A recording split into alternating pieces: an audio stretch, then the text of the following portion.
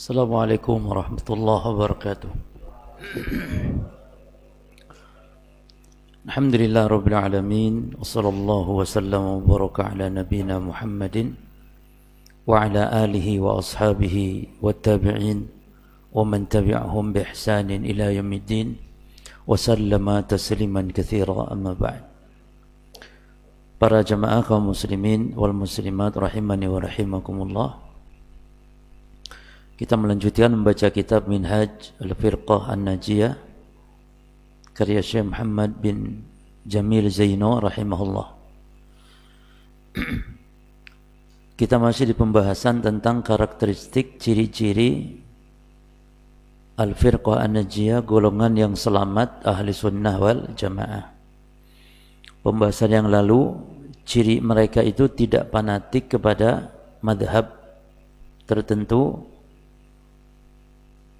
tetapi mereka mengikuti mana yang sesuai dengan dalil, karena mengikuti arahan dari para imam itu sendiri, ya. Karena para imam melarang untuk ta'assub fanatik kepada madhab, kepada fatwa mereka. Seperti misalnya Imam Abu Hanifah mengatakan, la yahilu li ahadin an yufta biqaulina wa lam ya'lam min aina akhadnahu. Tidak halal bagi siapapun berfatwa dengan perkataan kami sementara dia tidak tahu dari mana kami mengambil. Dan ucapan yang masyhur di antara para imam-imam yang empat adalah idza sahal haditsu fahuwa madhhabi. Apabila hadis itu sahih maka dia adalah madhabku, katanya. Ini larangan fanatik. Nah, sekarang di antara karakteristik ahli sunnah wal jamaah Al-Firqah An-Najiyah, dan sering kita ulang-ulang, ini bukan nama golongan kelompok, tapi ini sifat, ya. Jadi ahli sunnah itu sifat, termasuk salafi itu juga sifat. Sifat bagi seseorang yang lurus dalam beragama, bukan yang menyimpang dalam beragama. Makanya Imam Daraqutni disebutkan bal huwa salafiyan, ya, bal kana salafiyan. Imam Daraqutni itu salafi, maksudnya yang lurus pemahamannya. Maka siapa saja yang lurus pemahamannya di dalam beragama mengikuti para salafus saleh, maka dia salafi. Jadi salafi bukan golongan kelompok yang dibuat oleh manusia, ada pimpinannya, ada cabangnya dan semisalnya, bukan. Di sifat ya. Dan sifat lainnya banyak selain salafi. Penisbatan kepada salaf juga ahli sunnah atau ahli sunnah wal jamaah atau al-firqah najiyah atau at-taifah al-mansurah dan yang lain-lain. Beliau mengatakan al-firqatu najiyah ta'muru bil ma'ruf wa tanha 'anil munkar. Karakteristik mereka, dia memerintah yang ma'ruf dan mencegah yang mungkar. Dan ini merupakan dasar agama kita, jemaah. Bahkan kata para ulama, seandainya ada rukun Islam yang keenam, maka yang keenam itu amar ma'ruf nahi mungkar. Ya. Karena itu sifat orang yang beriman. Banyak sekali fadilah keutamaan orang yang beramar ma'ruf nahi munkar. Di antara yang pertama, dia merupakan aslun azim min usulil Islam. Amar ma'ruf munkar, dia merupakan prinsip yang sangat agung dalam agama Islam, prinsip.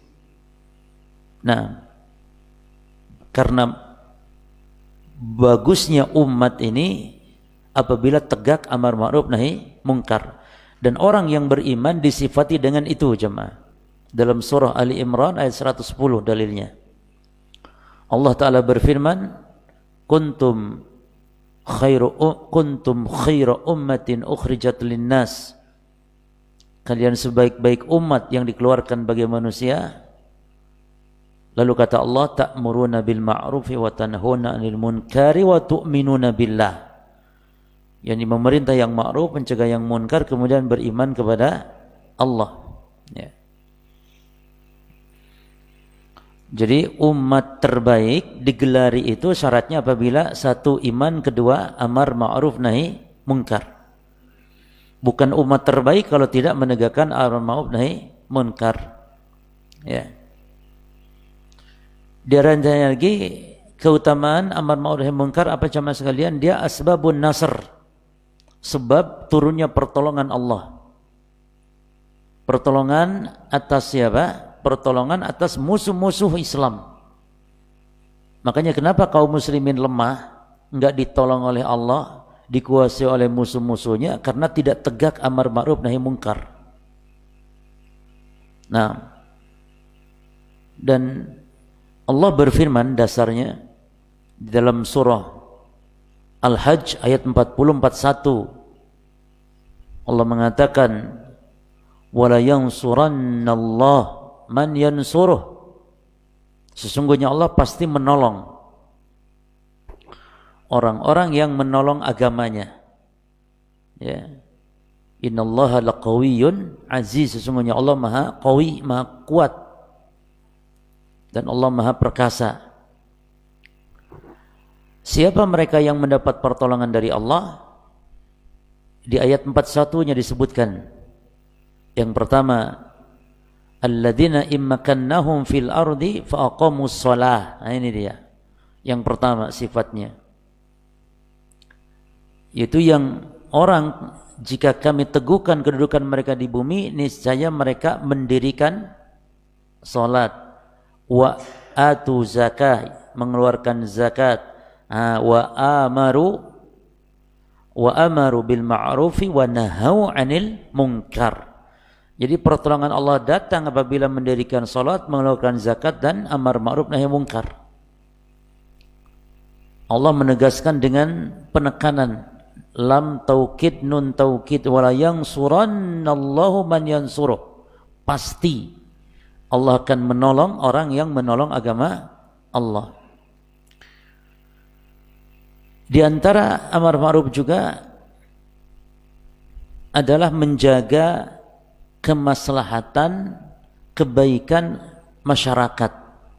Jadi masyarakat akan hancur, rusak, ya, apabila tidak ditegakkan amar ma'ruf nahi munkar. Namun nanti akan kita kaji, amar ma'ruf itu harus sesuai dengan kaidah-kaidah syariat. Bukan sekedar amar ma'ruf nahi munkar, ada kaidah-kaidahnya cuma. Jadi amar ma'ruf nahi munkar merupakan sebab jaminan keamanan dari kebinasaan dan menciptakan perbaikan di masyarakat. Ya. Kalau ini dasarnya hadis Nabi sallallahu alaihi wasallam para jemaah.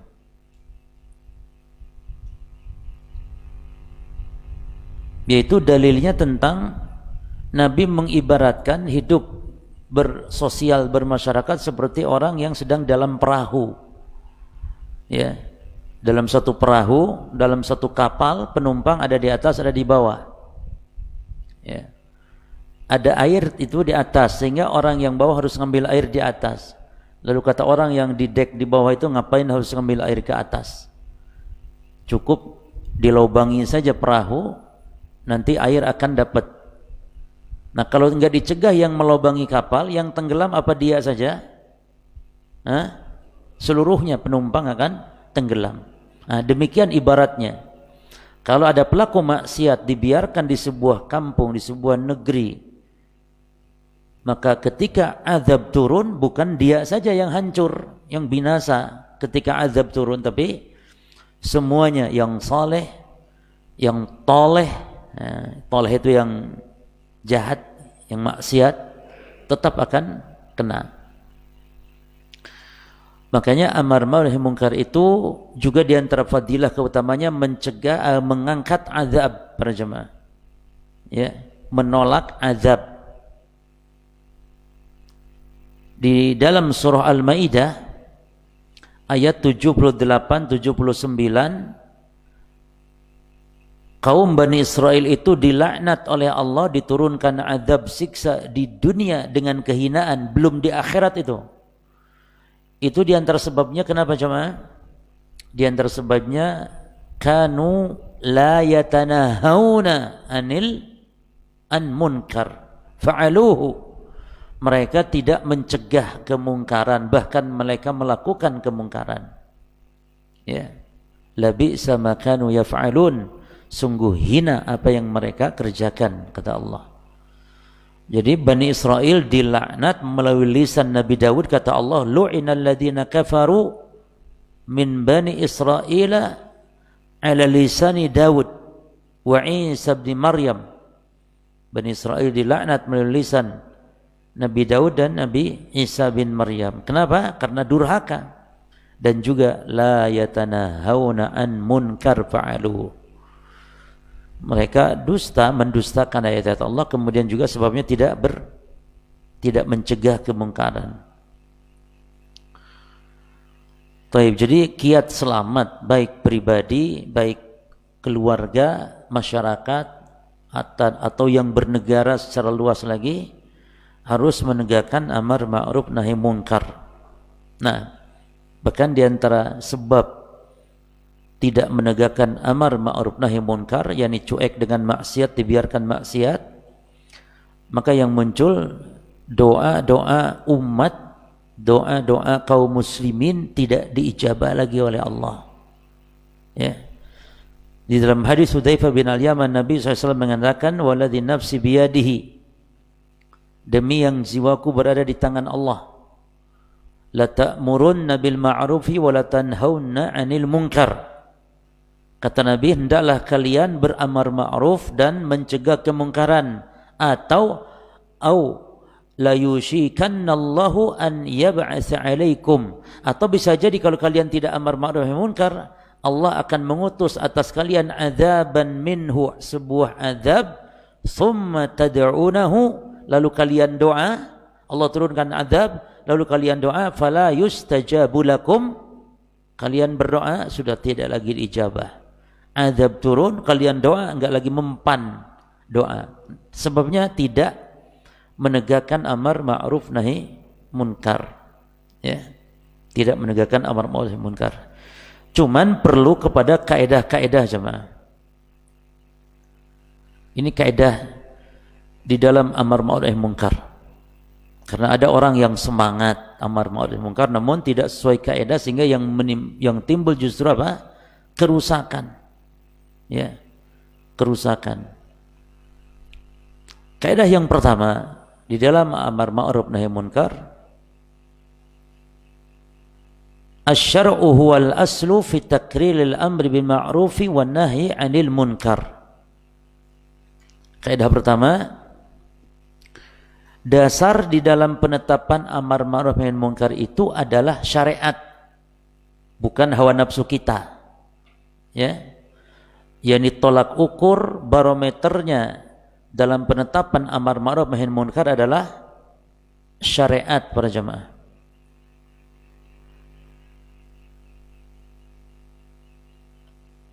Apa maksudnya?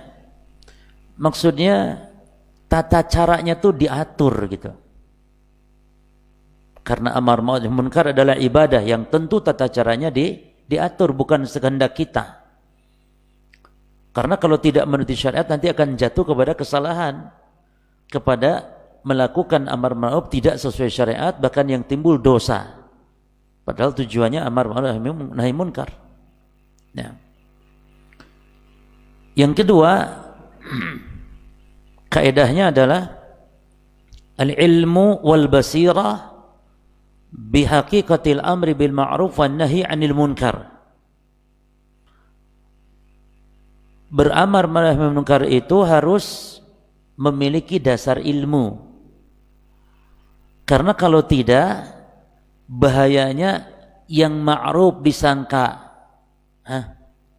yang ma'ruf disangka mungkar, yang mungkar disangka ma'ruf, sehingga kemungkaran malah diperintahkan, yang ma'ruf malah dilarang-larang. Apalagi hidup di zaman fitnah sekarang ini, banyak manusia yang memahami sesuatu itu tidak sesuai hakikatnya. Yang sunnah dianggap bid'ah, yang bid'ah dianggap sunnah, yang tauhid dianggap syirik, yang syirik dianggap tauhid, maksiat dianggap ketaatan, padahal maksiat kepada Allah dianggap ketaatan. Ya. Yang melakukan taat justru dianggap maksiat. Yang hak dianggap sesat, yang sesat dibenar-benarkan. Bahkan dipuja-puja yang sesat, kesesatan. Nah, ini bahaya jemaah. Ya.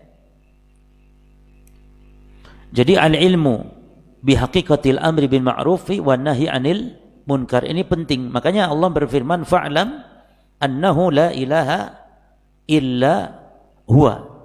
Ketahuilah, ilmuilah dulu sebelum la ilaha illallah. Sebelum beramal, sebelum berbuat. Makanya kata Imam Al-Bukhari, al-ilmu qabla al-qawli wal amal. Ya. Di dalam surah Yusuf ayat 108 misalnya, ini dalil. Allah mengatakan, qul hadhihi sabili ad'u ila Allahi ala basiratin ana wa man ittaba'ani. Katakan Muhammad, inilah jalanku, aku berdakwah, aku menyeru kepada Allah ala basirah, di atas ilmu. Nah, maka ilmu. Karena tadi bisa jadi dia menyeru, mengajak kepada kemaksiatan karena dia enggak tahu mana ma'ruf, mana munkar. Ya. Mana yang ma'ruf, mana yang munkar. Dan ilmu di dalam amar ma'ruf munkar itu, ilmu di dalam berdakwah itu ya ilmu syariatnya, yang juga ilmu cara berdakwahnya, dan ilmu maknanya tahu kondisi yang didakwahi. Di tiga ilmu. Ilmu agamanya, dalil, Quran, sunnah. Paham kebenaran, paham kebatilan, bedanya apa, disebutkan dalam dalil-dalil, tahu. Yang kedua, caranya. Nah, dia sebutkan di dalam Al-Quran, ud'u ila sabil rabbika bil hikmati wal mau'izatil hasanati wajadilhum billati hiya ahsan. Jadi tiga tingkatan ini. Tingkatan pertama al-hikmah. Tingkatan kedua mau'izatul hasanah, tingkatan ketiga al-jidal. Ini harus dipahami caranya. Lalu ilmu apa? Kondisi yang didakwahi. Ya. Taib. Basirah yang dimaksud di dalam ayat tadi, ilmu tadi dalam tiga hal. Kita ulangi. Basirah yang pertama, fima yad'u ilaihi. Basirah pada apa yang dia ajak. Yang dimaksud ilmu syar'i. Itu basirah yang pertama. Jadi dia tuh mengajak, menyeru itu kepada apa? Ya, ilmu syar'i yang dimaksud. Yang kedua, ala basirah min halatil mad'u. Basirah kondisi orang yang diseru. Ini penting jemaah dalam dakwah. Maka Nabi pun ketika mengutus Mu'adz bin Jabal ke Yaman, Nabi menyebutkan yang di Yaman yang akan didatangi oleh Mu'adz siapa, orangnya kayak apa, karakternya apa. Disebutkan, yakni jenisnya ini manusia kelompok mana. Kita harus tahu apa kelompoknya yang akan kita dakwahi ini. Apa pemahaman agamanya? Apakah pelaku maksiat atau ahli bid'ah atau orang yang senang dengan ketaatan, senang dengan ibadah namun salah, atau orang kafir sendiri misalnya. Harus tahu basirah di atas kondisi orang yang akan kita dakwah. Maka Nabi mengatakan kepada Mu'adz bin Jabal, innaka sata'ti qauman min ahlil kitab. Engkau akan mendatangi kaum ahlil kitab. Nah, berarti kita tahu ahlil kitab, maka kita pun gampang menghadapinya karena sudah tahu karakternya. Maka kalau akan memberikan kajian pun tidak masalah. Akan menyampaikan sebuah kajian di sebuah masjid, tidak masalah ditanya, ini jamaah seperti apa karakternya, apa latar belakangnya. Oh ini santri, Ustaz, santri tahfidz gitu. Oh ini masyarakat awam. Oh ini yakni dia senang dengan pengajian-pengajian, namun selama ini ngajinya salah. Nah, demikian. Yang ketiga, ala basirah itu fi kaifiyatid dakwah. Nah, di dalam tata cara dakwah, tata caranya. Tata caranya ada berapa tadi? Di dalam surah An-Nahl ayat 125 itu tata caranya. 3 tingkatan juga tadi. Ud'u ila sabili rabbika bil hikmah. Kepada siapa bil hikmah ini para jamaah? Serulah ya manusia ke jalan Rabbmu dengan hikmah. Kepada siapa ini? Kepada orang yang senang dengan kebaikan, suka dengan kebaikan, sampaikan dengan hikmah. Ya. Adapun wal mau'izatil hasanah, kepada orang yang awam enggak paham sama sekali dan jauh dari agama, maka sampaikan mau'izah. Ya. Dan yang ketiga, wajadilhum billati ahsan, ini kepada siapa? Berdebatlah dengan cara yang baik kepada orang yang ngeyel. Ya, ngeyel. Enggak tahu, awam tapi membantah. Sudah bodoh membantah, maka debat dengan cara yang baik. Baik.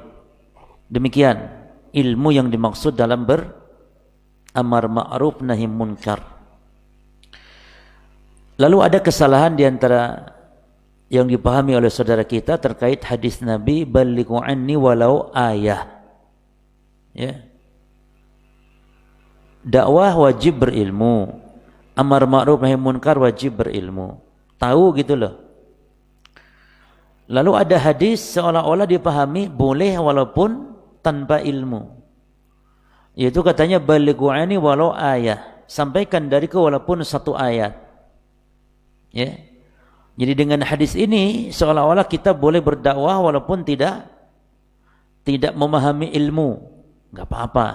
1 ayat saja sampaikan. Kita tahu 1 ayat, kita tahu Al-Fatihah, sampaikan Al-Fatihah. Itu maksud hadis ya, justru bantahan atas mereka yang mengatakan berdakwah boleh tanpa ilmu justru. Kenapa? Karena dalam hadis balighu anni. Sampaikanlah dari Nabi. Yang dari Nabi itu apa namanya? Ilmu. Adapun walau ayah maksudnya sesuai dengan kapasitas keilmuannya, kapasitas apa yang dia pahami, ilmui. Jadi kalau hanya tahu 2-3 bentuk ilmu, jangan sampai berfatwa seperti ulama kibar. Itu maksudnya. Sampaikan apa yang kita tahu, cuman harus ilmu dasarnya. Itu jemaah. Balighu anni walau ayah. Karena Nabi mengatakan balighu anni, gitu ya. Maka fala budda an yakun ma nuballighuhu qad sadara an Rasulillah. Jadi apa yang kita sampaikan harus sumbernya dari Rasulullah sallallahu alaihi wasallam. Nah, kaidah ketiga, ma'rifatu syuruti inkaril munkar. Mengetahui syarat-syarat dalam mengingkari kemungkaran. Ini kaidah penting. Ya. Apa syarat kita kalau mau mengingkari kemungkaran jamaah? Syarat yang pertama, tahqiq min kaunihi munkaran. Itu syarat pertama. Harus benar-benar yakin, benar-benar tahu bahwa yang diingkari itu adalah kemungkaran jemaah. Ya. Maka hati-hati kita ngelarang-larang orang ngaji. Ya, jangan ngaji di situ, itu sesat. Hati-hati jangan sampai salah. Karena bisa jadi ternyata kalau salah telah menghalangi manusia dari jalan Allah. Membubarkan pengajian. Hati-hati. Kenapa pengajian kok dibubarkan? Ya. Jadi harus yakin, betul-betul memastikan bahwa yang kita ingkari adalah kemungkaran. Apa itu kemungkaran? Apa itu al-munkar jemaah? Itu harus kita tahu. Apa itu al-munkar? Al-munkar ay kullu ma naha anhu syari'. Kemungkaran itu setiap apa saja yang dilarang oleh agama. Sawa'un kana muharraman aw makruhan. Baik yang statusnya haram atau statusnya makruh. Itu kemungkaran jemaah. Harus kita ingkari walaupun makruh, apalagi haram. Merokok misalnya. Bagi yang berpendapat makruh, ingkari juga, ingkari. Apalagi yang berpendapat haram. Kecuali kalau merokok itu hukumnya halal, apalagi sunnah, jangan diingkari. Tapi kalau merokok hukumnya makruh atau haram, ingkari. Larang orang untuk melakukan hal yang makruh, apalagi yang mungkar. Itu. Nah, jadi setiap yang dilarang oleh syariat, manaha anhu syari' sa'un kana muharraman atau makruhan.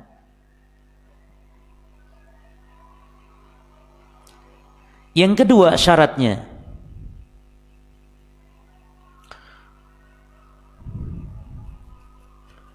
an yakunal munkar mawjudan fil hal. Syarat kedua. Apa syarat pertama tadi? Kita harus benar-benar yakin dulu kalau itu memang kemungkaran. Kalau hal yang masih diperselisihkan jangan. Tapi kalau pasti itu haram, makruh, mungkar, ingkar. Yang kedua syaratnya, an yakunal munkar mawjudan fil hal. Kemungkarannya itu yang kita ingkari ada pada saat itu, jemaah. Ada pada saat itu. Ya. Dan ini ada 3 kondisi. Ada 3 kondisi. Jadi kemungkaran yang kita ingkari harus ada pada saat itu. Pada saat itu. Dan ini ada 3 kondisi. Kondisi yang pertama, an yakunal munkar mutawaqi'an. Kemungkaran yang akan kita ingkari itu kemungkaran yang ingin dilakukan atau yang direncanakan. Nah, ini termasuk yang harus kita ingkari juga. Kemungkarannya belum ya, tapi direncanakan. Ini tetap termasuk. Ini kondisi pertama. Kemungkaran yang direncanakan atau diinginkan. Bagaimana mengingkari yang seperti ini? Kita menasehati agar tidak jadi. Jadi bagi yang ingin memerintah yang ma'ruf mencegah yang munkar dalam kondisi ini kemungkarannya sedang direncanakan, maka kita dalam kondisi ini memberikan al-wa'd atau nasihat, wan nush, wan nasihah, wal irsyad, wat takhwif. Nasihati, takut-takuti, jangan. Berat loh nanti hukumannya. Di akhirat susah ini. Berat dosanya, jangan. Panasnya neraka jahanam, gak ada orang yang akan, tidak bisa kita membayangkan. Takut-takuti dengan neraka, diadzab di kubur, takut-takuti, ya, dengan adab yang pedih. Nah, orang yang mau mengerjakan kemungkaran. Kondisi kedua, jemaah, an yakuna mutalabisan bil munkar. Kondisi kedua, orang yang tertangkap basah melakukan kemungkaran. Jadi antum mendapati orang sedang, bukan rencana lagi, sedang. Maka kondisi seperti ini bagaimana caranya kita para jamaah? Kita mengingkarinya selama kita mampu menghilangkan kemungkaran tersebut, ya. Dan selama dia tidak khawatir akan membahayakan dirinya, ingkari, ya, tidak membahayakan diri, jemaah. Yang ketiga, an yakuna fa'ilul munkar qad fa'alahu wantaha. Kalau yang ketiga, orang yang berbuat mungkarnya itu sudah selesai. Antum mendapati, naudzubillah ya, ada orang sudah selesai berzina, keluar dari rumah kosong atau keluar dari rumpun, ya, selesai berzina. Kalau tadi sedang berzina antum dapati misalnya, atau sedang melihat orang mabuk misalnya, sedang melakukan kemungkaran, maka ingkari kalau kitanya mampu, Ya. Adapun yang ketiga ini kondisinya orang yang melakukan kemungkaran ini telah selesai. Ya. Wantaha walam yabqa illa athar, dan tidak ada yang tersisa menyisakan sesuatu kecuali ada bekasnya, ada botolnya. Nah, ini botolnya habis minum gitu. Ya. Maka kondisi ini kita bagaimana?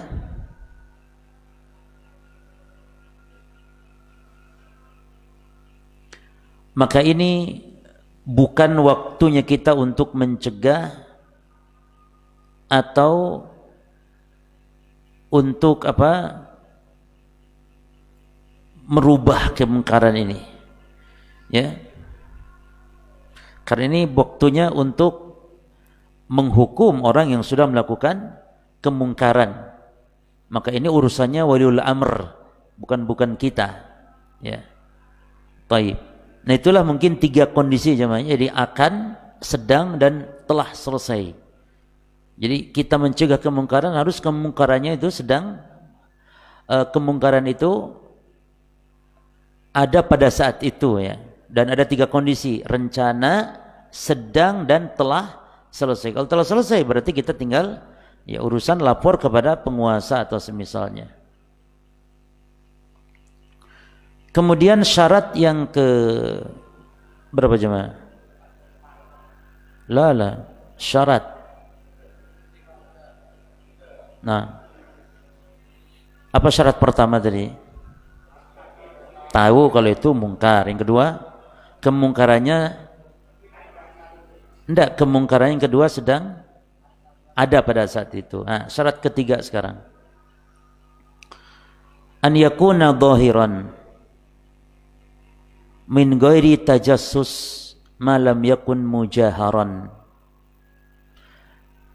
Kemungkaran itu syarat diingkari kemungkaran itu harus dhahiran. Apa dhahiran? Tampak jelas, ya. Min ghairi tajassus, bukan hasil dari tajassus, penyelidikan sesuatu. Artinya antum tidak boleh mencari-cari orang, kesalahan orang tidak boleh sudah. Ini orang kayaknya berzina nih, cari-cari antum kesalahannya, jangan sudah. Tapi ketika mendapati dengan terang ada kemungkaran baru ingkari. Jangan cari-cari kesalahan orang gitu jemaah. Makanya malam yakun mujaharon, selama tidak terang-terangan. Ya. Selama tidak terang-terangan. Jadi tidak boleh bagi kita mengingkari kemungkaran, ya. Misalnya dengan cara ngintip-ngintip rumahnya orang atau rumahnya, cari-cari. Alasannya apa? Lagi sedang mencari orang berbuat kemungkaran. Jangan sudah. Seandainya di situ ada kemungkaran yang kita tidak nampak jelasnya, sudah biarkan. Makanya bahayanya kemungkaran itu ketika dilakukan dengan terang-terangan para jemaah. Ya. Seperti di Saudi Arabia, kita tidak menafikan di situ ada kemungkaran-kemungkaran, namun di situ tidak terang-terangan. Itu kebaikannya masih. Ya. Di Saudi ada yang namanya pelacuran dan yang semisal, mesti ada, namun tidak terang-terangan seperti di negeri lain. Dan itu sebab keberkahan dengan menutup kemungkaran tidak terang-terangan. Jadi kita tidak boleh, la yajuz an yatasawwar al-jidran atau yaksir al-abwab liyutali' ala buyutin nas. Tidak boleh melobangi pagar atau melobangi tembok untuk ngintip ya rumah orang, yakni untuk melihat kemungkaran orang. Jangan. Taib. Karena Allah mengatakan tidak boleh masuk rumah orang tanpa izin dan semisalnya. Dan juga itu termasuk bentuk tajassus, ya. Adzan, masih adzan? Fadal, adzan dulu.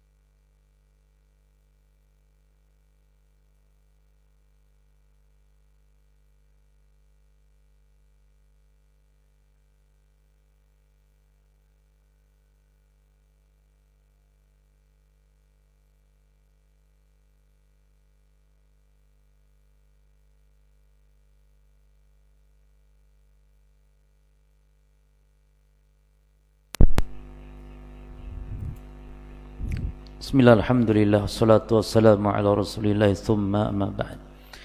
Taib, terakhir, syarat keempat, an yakunal inkar fil umuri lati la khilafa fiha. Hendaknya mengingkari kemungkaran pada perkara yang tidak ada khilaf. Jadi tidak boleh mengingkari kemungkaran yang perkara ini masih diperselisihkan. Jadi kita harus lapang dada dalam masalah ini. Ya. Allah mengatakan walau syaa rabbuka la ja'alan nas ummatan wahidatan. Seandainya Allah berkehendak, niscaya dijadikan manusia ini, dalam surah Hud ayat 118.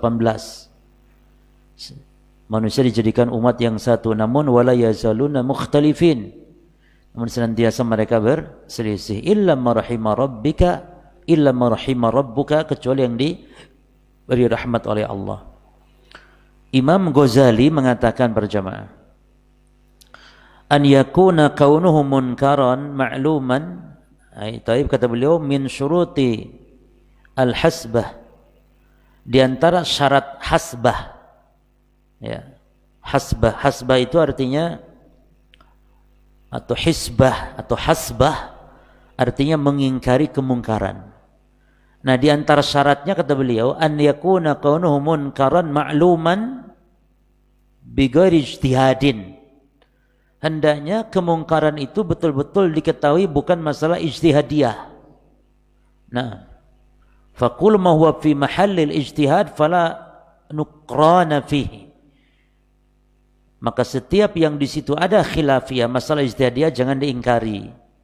Sudah, ini kita lapang dada. Seperti misalnya kunut subuh, ya. Halas, ini masalah khilafiyah, tidak usah kita mengingkari. Silakan mau kunut yang enggak, yang penting yang kita yakini kuat, sudah kita yakini itu. Ya. Jadi kunut subuh bukan kemungkaran yang harus diingkari, karena mahal khilafiyah di situ, ijtihadiyah. Tapi yang sudah pasti itu kemungkaran, enggak ada khilaf ulama ahli sunnah, maka walaupun orang banyak menganggap itu kebaikan, tetap ingkari, sampaikan itu salah, itu keliru, enggak boleh, itu haram, ini syirik, ini bid'ah. Gitu. Baik. Nah,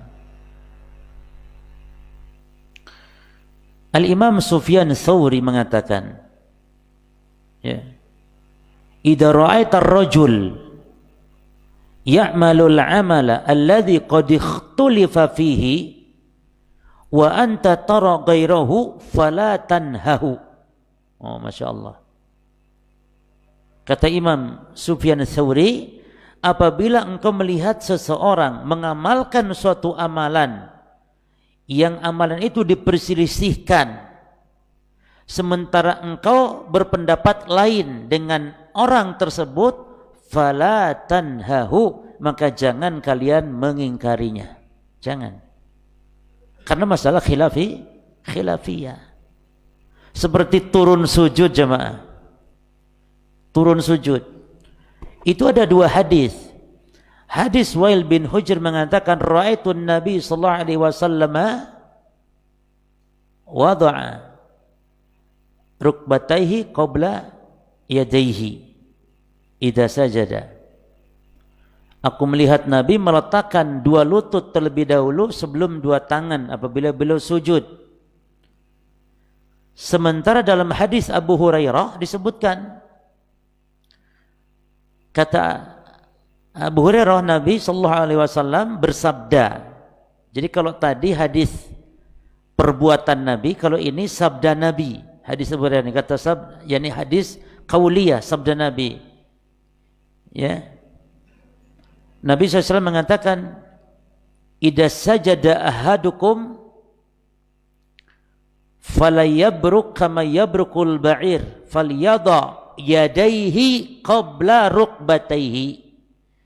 Apabila salah seorang kalian sujud, kata Nabi, jangan seperti menderumnya onta, turunnya onta, kata Nabi, jangan.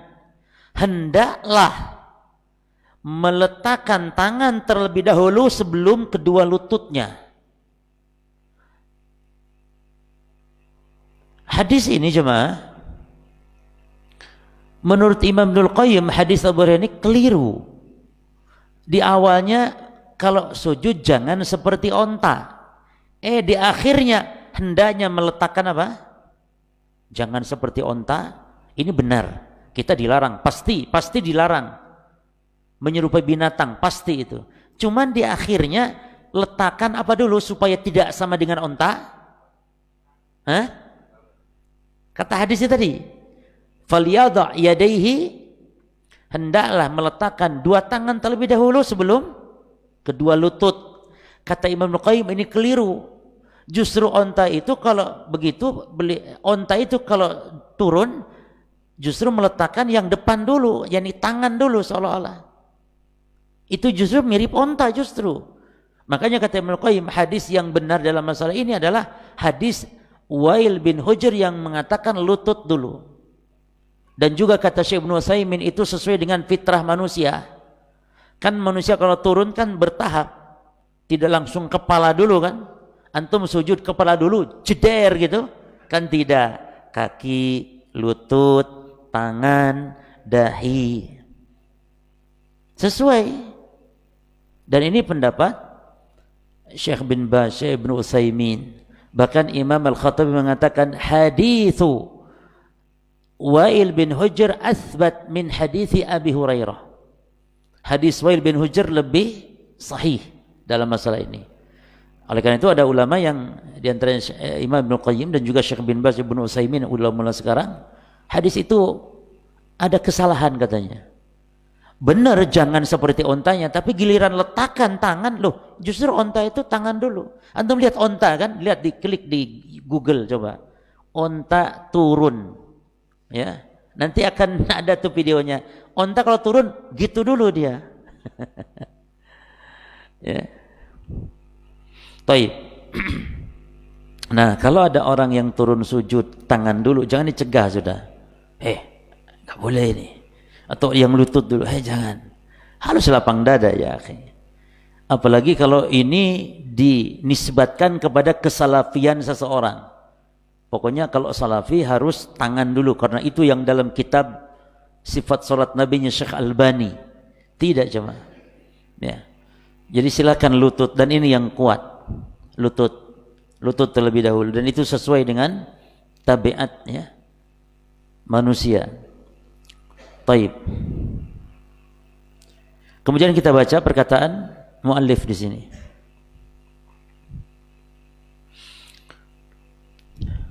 Fahiya tunkiru turuqa al-mubtadi'ata wal ahzaba al-hadamata allati farqatil ummah. Dan ahli sunnah mengingkari jalan-jalan kebid'ahan. Jadi yang diingkari maksiat. Maksiat terbesar apa? Kesyirikan, kekufuran, di bawah itu kebid'ahan. Jadi jangan orang mabuk diingkari, pelacur-pelacur dihancurkan tempat pelacuran, tapi kesyirikan, pengagungan kubur yang menjurus kepada kekufuran dibiarkan, bahkan dilindungi, bahkan dibangun, dimegahkan. Keliru. Kebid'ahan dibiarkan, bahkan ngajak kepada kebid'ahan. Firqah Najiyah mengingkari kemungkaran itu bukan hanya mabuk, berzina, bukan. Semua yang dilarang syariat, dari terbesar sampai terkecil. Termasuk musik haram, demo haram, mencaci pemerintah haram, mencela pemerintah haram, membunuh orang kafir haram. Terus diingkari semua oleh ahli sunnah.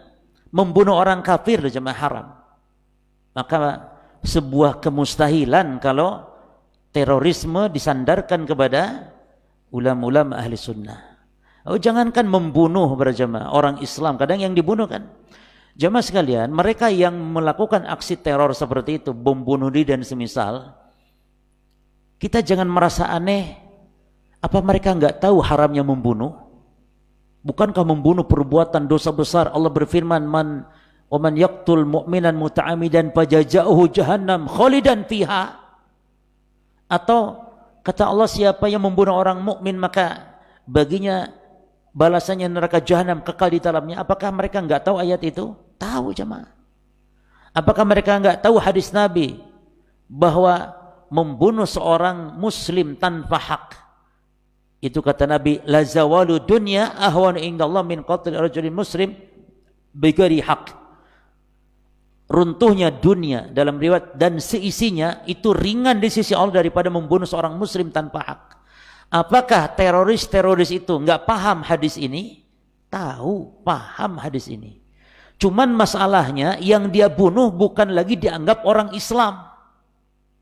Bahkan bapaknya sendiri, ibu kandungnya sendiri. Para jamaah, jangankan di kita loh, di kita, hatta pernah kejadian di negara Saudi Arabia, pemuda Saudi yang terpapar virus ini membunuh orang tuanya. Apalagi di negara-negara kita gitu, di negara Saudi yang negara tauhid terkena virus ini, orang tuanya dibunuh. Kenapa? Karena orang tuanya sudah dianggap kafir karena tidak ikut baiat, tidak masuk kepada kelompoknya. Jadi yang dibunuh oleh mereka itu bukan lagi dianggap orang Islam. Jadi orang yang memang harus dibunuh hatta orang tua sendiri pun. Demikian akidah mereka. Maka yang bahaya para jamaah bukan disodorkan bahaya membunuh, bukan, tapi bahaya mengkafirkan serampangan. Awalnya ini pengkafiran sebenarnya. Dan hati-hati, fitnah takfir tidak hanya melanda orang-orang semacam mereka khawarij, tapi juga ada di antara dai-dai bahkan ngaku ahli sunnah pun terpapar virus takfir ini. Kita kenal, ngaji, kadang-kadang tiba-tiba sudah terpapar, dia mengkafirkan Pak Jokowi, mengkafirkan pemerintah. Ini bahaya para jemaah. Maka sebenarnya kalau ingin melihat bibit-bibit terorisme, lihat yang suka mengkafir-kafirkan pemerintah, itu dia cirinya. Itu cirinya sudah. Karena berawal dari takfir, lalu ujung-ujungnya menghalalkan darah. Ya. Adapun kita jangankan mencaci pemerintah, apalagi memberontak jemaah. Demo saja haram. Ya. Demo. Ngerokok haram, coba. Bagaimana membunuh? Merokok saja haram. Rokok haram, main musik haram, dengar. Apalagi ada royalti, alhamdulillah ya Allah sekarang. Coba nyetel murotal, nggak ada royaltinya sekarang ya. Ya mudah-mudahan sekalian yang mahal Pak Jokowi sekalian royaltinya supaya lebih sepi dunia ini dari musik. Ya, karena kalau menurut Bung Haji dunia ini sepi tanpa musik. Kita ingin sepi jemaah. Karena khusyuk ya. Antum bayangkan subhanallah sampai di masjid kita sholat jemaah. Kita pernah lagi sholat di masjid di pondok lewat sekelompok anak-anak muda yang nyetel drum band begitu, lagu-lagu dangdut sampai kita lagi sholat nih, ya gini, musibah ada. Ya. Makanya mudah-mudahan royalti ya terus ditingkatkan supaya mahal sekalian, supaya orang mikir-mikir mau sekali nyetel musik 100.000 misalnya, masya Allah, silakan nyetel murotal, pilih masyaikh apapun, gratis walhamdulillah, ganti murotal. Ya. Taib ini kemudian wal ahzab al hadama dan juga hizib kelompok-kelompok. Ya, kita melarang umat Islam jangan membuat golongan-golongan kelompok-kelompok karena itu allati faraqatil ummah yang memecah belah umat. Ya. Wabtada'at fi din menjauh wabtada'at fi din ya dan juga bid'ah dalam agama ya wabta'adat an taib yang membuat kebid'ahan-kebid'ahan dalam agama wabta'adat an sunnati rasul dan menjauhkan dari sunnah rasul. Kalau orang berbuat bid'ah berarti sunnah rasul menjadi jauh. Bid'ah muncul berarti mati sunnah Nabi. Bid'ah mati sunnah yang hidup. Bid'ah hidup sunnah yang mati. Demikian. Taib. Wabtada'at an sunnati rasul ya yang menjauhkan dari sunnah Rasul sallallahu alaihi wasallam wa ashabihi dan para sahabatnya ya. Taib. Kemudian yang ke-10 al-firqah an-najiyah tad'ul muslimina ay yakunu minal mutamassikina bi sunnatir Rasul sallallahu alaihi wasallam. Al-firqah an-najiyah menyeru mengajak kaum muslimin untuk berpegang dengan sunnah. Nah, dakwah kita mengajak manusia kepada tauhid, melarang berbuat syirik ya. Justru sekarang ini dibuatkan isu-isu sebagai fitnah Biang terorisme itu katanya yang dakwahnya itu ngajak tauhid, yang syirik-syirik katanya, melarang syirik, melarang bid'ah, ini bid'ah, itu bid'ah, itu ya. Dianggapnya memponis orang, main ponis, main kafir. Justru kita sangat hati-hati, nggak boleh. Yang kita sebut perbuatan atau memponis bid'ah itu bukan kepada orang, tapi kepada perbuatan. Ini perbuatan bid'ah, ini perbuatan kufur. Hindari, jauhi wahai saudaraku. Aku mencintai kalian karena Allah, agar kalian selamat dari jatuh kepada kekufuran, kesyirikan. Demikian. Jadi kita berdakwah menyuruh kepada orang berpegang di atas sunnah Nabi wa ashabi dan para sahabatnya. Hatta yuktaba lahumun nasr, sehingga dicatat oleh Allah bagi mereka kemenangan. Wa hatta yadkhulul jannah bi fadlillahi wa syafaati rasulih sallallahu alaihi wasallam biidnihi azza wajal. Sehingga orang kalau berpegang dengan sunnah mendapatkan syafaat Nabi itu mudah atas izin Allah. Karena syafaat Nabi hanya didapatkan bagi orang yang bertauhid, orang yang tidak melakukan kesyirikan, tidak melakukan kebid'ahan. Di akhirat para jamaah, orang berbuat bid'ah akan diusir dari telaga Nabi sallallahu alaihi wasallam. Ketika Nabi mengatakan, "Ya Allah, itu umatku, ya Allah. Itu umatku." Ya. Ashabi, ashabi itu sahabatku, yakni umatku, ya Allah. Apa kata Allah? "Innaka la tadri ma ahdatsu ba'daka." Kamu enggak ngerti Muhammad apa yang mereka ada-adakan dalam agama sepeninggalmu. Diusir. Ya, maka bahayanya kebid'ahan ya. Fi dunya wal akhirah. Di dunia sesat, di akhirat pun terkena ancaman. Ini kok panjang sekali.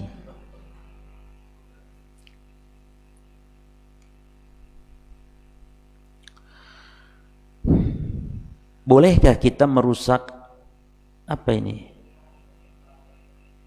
Merusak candiri apa? Iya, reklame. Oh, merusak sendiri reklame pinggir jalan yang menampakkan aurat wanita. Enggak boleh jemaah. Ya. Urusan-urusan yang merusak fasilitas umum itu tugasnya ulil amri, kita laporkan. Kuburan saja yang dibangun itu haram. Dalam Islam harus diratakan sejengkal. Apakah kita yang melakukan? Bukan. Tapi harus ulil amri. Tidak boleh para jemaah.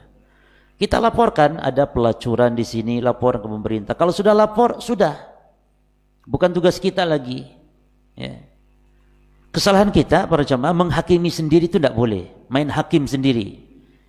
Ketika ada pencuri ayam sampai dibakar hidup-hidup sama masyarakat. Ini masyarakat diancam, yang bakar itu diancam neraka jahanam semuanya di akhirat kelak. Gara-gara membakar maling ayam, maling motor. Harusnya dilaporkan ke penguasa. Dan kalau ada maling kabur, kita ketemu maling kabur, jangan dikejar. Bukan tugas kita ngejar maling itu jemaah. Ada maling masuk rumah, ditangkap, jangan dibunuh. Antum tidak hak untuk membunuh. Ya. Kecuali kalau antum membela diri tanpa sengaja, kalau dianya bawa pistol, bawa apa, boleh. Ya membela diri, tapi jangan antum ada maling langsung bunuh. Ada maling tuh kita tangkap, kita serahkan ke yang berwajib. Kalau malingnya kabur, nggak usah dikejar. Bukan tugas antum ngejar maling. Bukan malah ditangkap rame-rame dibakar. Kayak dulu, anak ngenes sekali dulu di Jakarta ada yang disangka maling amplifier masjid. Sampai ditusuk dengan cara keji. Ya, rame-rame. Naudzubillah, enggak boleh itu, masyarakat kok bengis begitu, ajaran siapa itu? Ada maling, tangkap, serahkan jemaah. Kalau kabur sudah, jangan dikejar. Biar sudah. Kalau bisa tangkap, antum tangkap. Kalau enggak, ya sudah, jangan dikejar. Lapor saja ke penguasa. Termasuk menurunkan reklame, ada gambar perempuan, enggak boleh, harus lapor kepada pemerintah. Kalau tidak, sabar sudah. Dengan keadaan negeri seperti ini. Jangan melakukan aksi. Ya,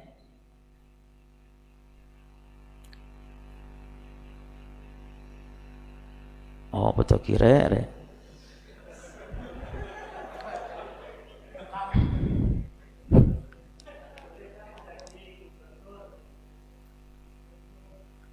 Ya wis langsung ya wis. Apa pertanyaannya?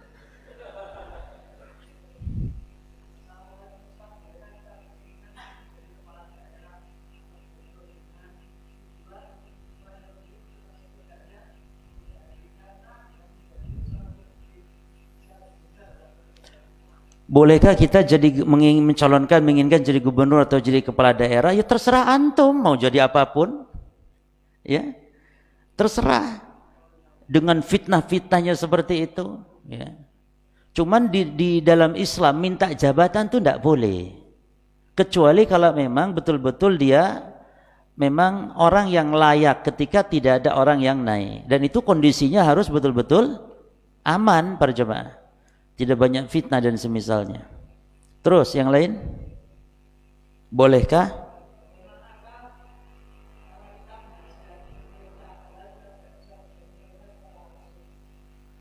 Taib.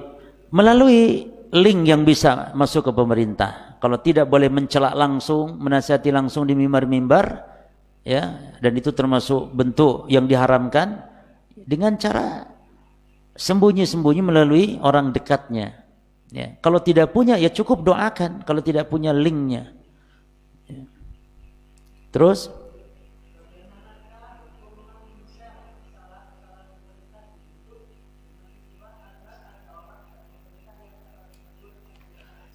Sama tidak boleh ya men-share kejelekan pemerintah. Justru itu bentuk mengumbar aib pemerintah, nggak boleh berjemaah. Nasihati langsung caranya. Itu metode ahli sunnah adalah menasihati pemerintah. Karena itu akan memancing kemarahan rakyat kepada pemerintah, kebencian manusia kepada pemimpinnya. Nah ini termasuk hal yang dilarang. Nah cukup? Sudah ya. Ini mungkin yang bisa kita sampaikan. Wallahu alam.